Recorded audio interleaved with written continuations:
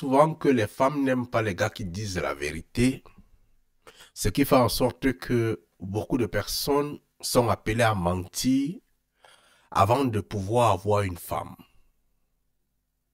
Mais si une personne vous ment déjà dès la base et qu'il perdure dans le mensonge, alors vous commencez à projeter, je commence à penser que ce n'est pas l'homme idéal pour toi. Parce qu'à un certain temps, on peut partir vers une femme ou vers un homme juste pour les appétits du corps. Mais lorsque le cœur commence à t'attacher et qu'on commence à projeter ensemble, on revient et on se rappelle qu'on avait menti, on met la vérité au sol. Lorsqu'on met la vérité au sol, si la personne qui est en face de nous est capable de supporter notre vérité, on peut progresser ensemble, on va pardonner. La personne est capable de te mentir telle chose, mais la personne avait besoin de toi. La personne avait besoin de ta compassion, la personne avait besoin de ton amour, la personne avait besoin de ton corps. Et il a fallu que la personne mente. Mais si toi aussi, parce qu'il faudrait aussi s'accuser dedans, si toi aussi tu as accepté les mensonges et que tu as accepté la personne dans ta vie, remets-toi aussi en question. Parce que la relation amoureuse ou sinon un couple, j'ai souvent dit c'est comme le travail. Le dragueur est celui qui vient déposer son CV. Beaucoup d'entre nous qui partons chercher le travail, nous écrivons les fausses choses dans notre CV. Et la personne qui reçoit le CV, c'est l'employeur. Et il revient à l'employeur avant de recruter une personne, de mener en profondeur des enquêtes avant de recruter la personne.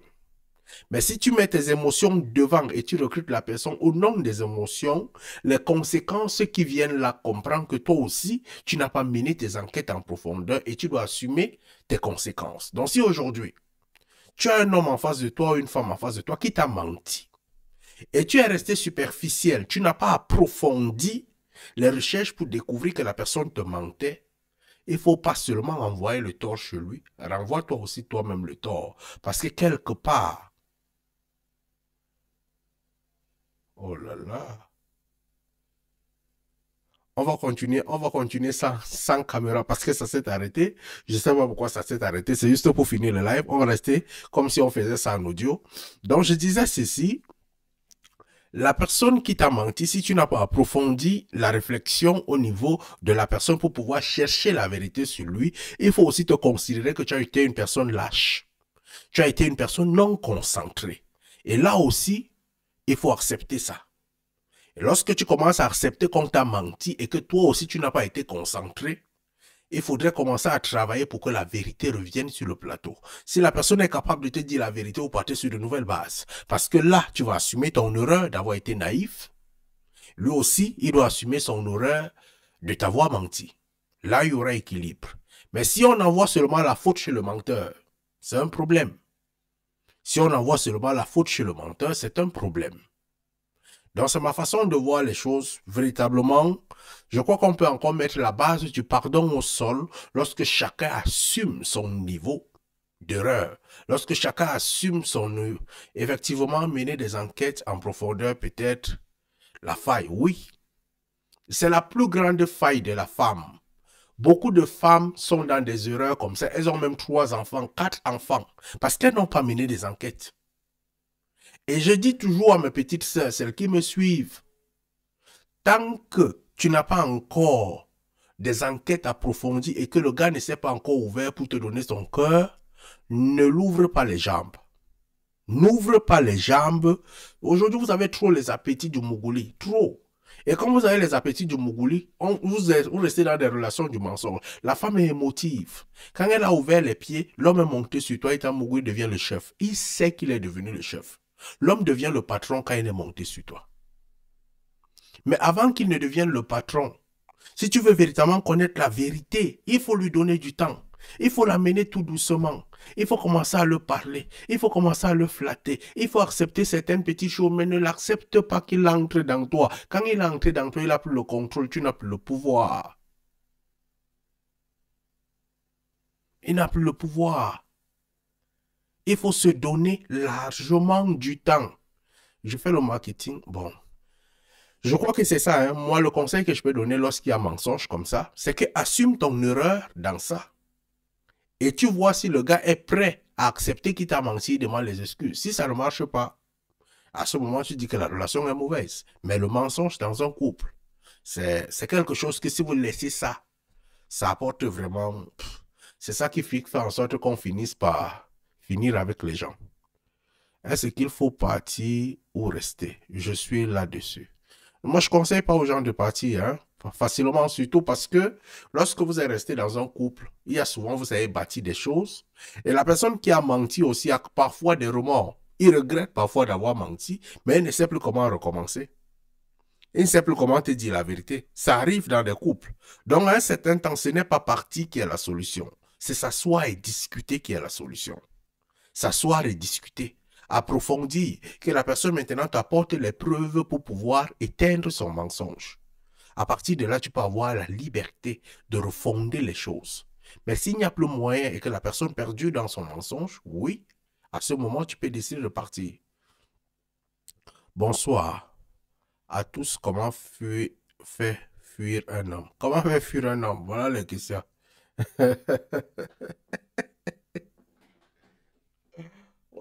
Je ne suis pas coach love, moi. Hein? Je ne suis pas coach love.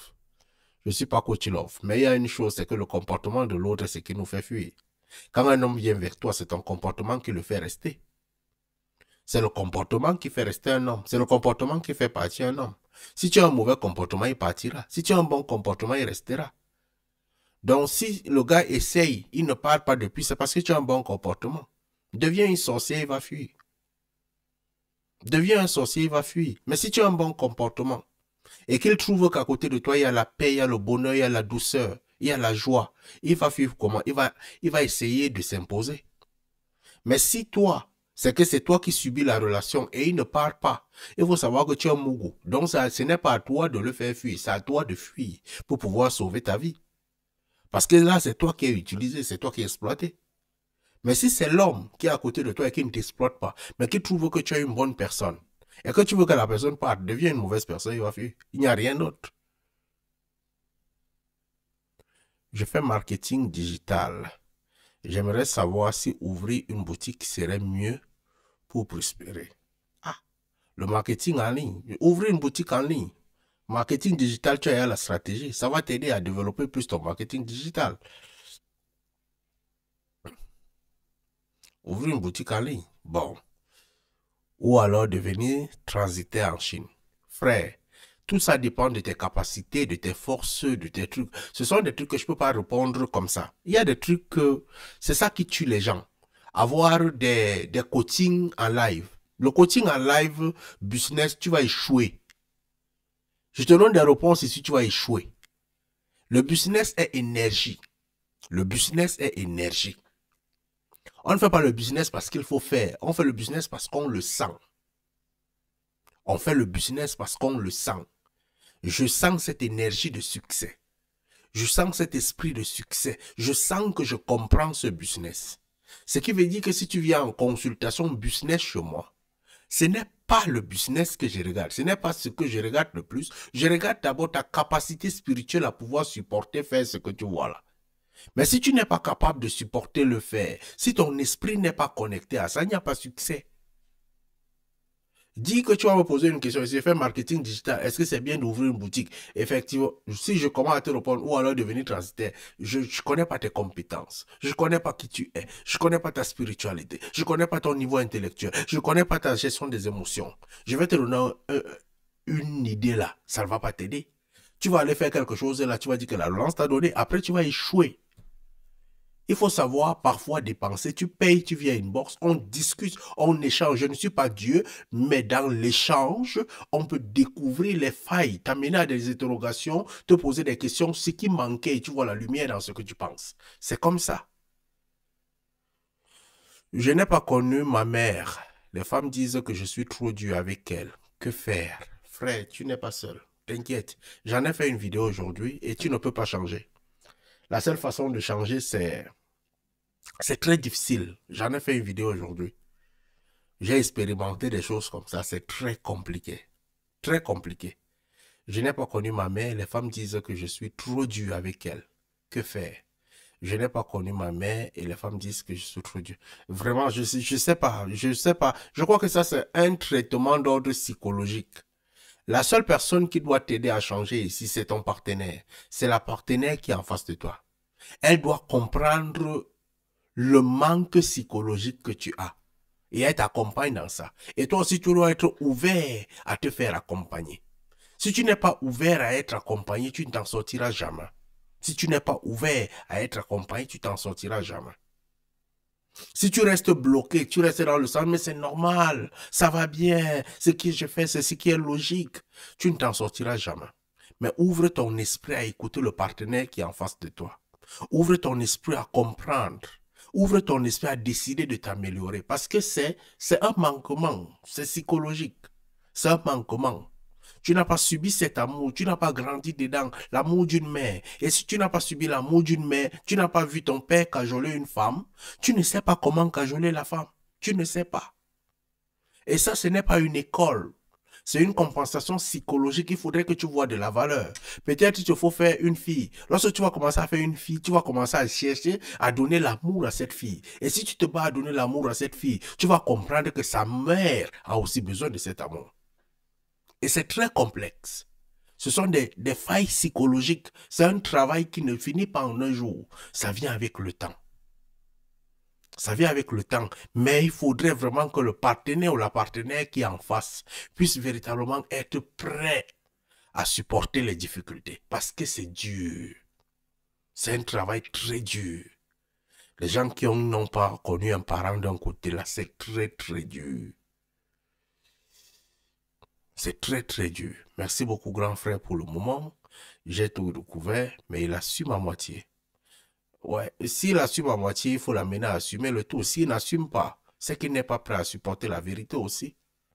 Il n'est pas prêt. Et les actes, ce sont les actes qui prouvent qu'une personne veut changer. Hein. Ce sont les actes. Ce n'est pas les paroles. Ce sont les actes. Les actes prouvent qu'une personne est en train de vouloir s'améliorer. Une personne veut devenir meilleure. Une personne veut véritablement évoluer avec toi. Et j'espère que le gars là a conjugué le verbe je t'aime et non le verbe je te désire parce que c'est différent. Si tu es encore là pour le désir, sûrement il te désire encore. Donc ton corps frappe, ton corps fait ceci, mais est-ce que ton cœur, il l'aime? Parce que quand on aime quelqu'un, on ne veut pas le faire du mal à cette personne, on ne veut pas mentir à cette personne. Mais la personne peut nous plaire. Quand la personne nous plaît, on est capable d'accrocher son pied sur un arbre, on mougou même dans la tête dans le congélateur. Ça ne nous dit absolument rien parce que la personne nous plaît. C'est un objet de plaisir. Mais est-ce que la personne l'aime? Quand on aime la personne, on commence à devenir très différent. On considère la personne comme un œuf et on n'a pas besoin de faire du mal à cet œuf-là. Les femmes disent que... Mais le mensonge a tendance à perdurer. Il a déjà installé les racines. Il faut du travail.